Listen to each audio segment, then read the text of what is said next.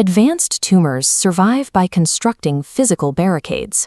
When immune cells approach, a tumor pulls a wall of hijacked tissue around itself, creating an impenetrable biological shield.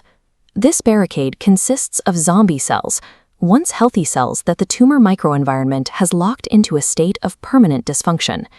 Destroying the tumor requires more than just aggressive drugs.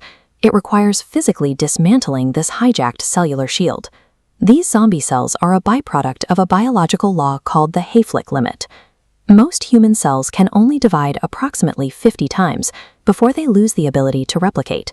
This limit is enforced by telomeres, protective caps at the ends of our DNA. Every time a cell divides, these caps shorten. When they disappear, a biological countdown hits 0 and triggers a permanent system halt. This state of cellular senescence is a vital defense mechanism. By forcing damaged cells into permanent retirement, the body stops them from replicating broken DNA and forming tumors. When a cell enters senescence, it undergoes a radical physical change.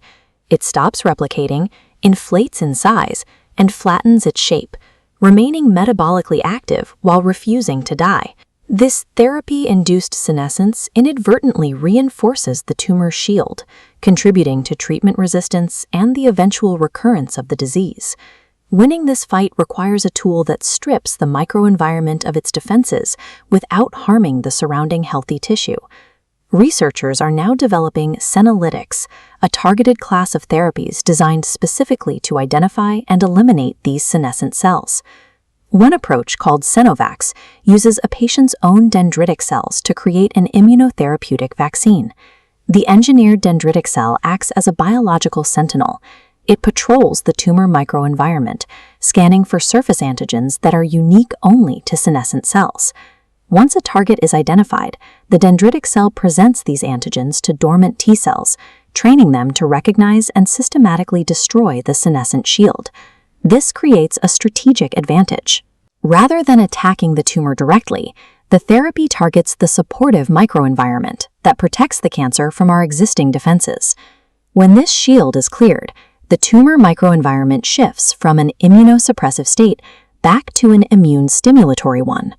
These bar charts show the impact on Lewis lung carcinoma models. When treated with the senolytic vaccine, the tumor volume in these cohorts shows a marked reduction compared to the controls. Beyond cancer, clearing these cells provides a broader benefit.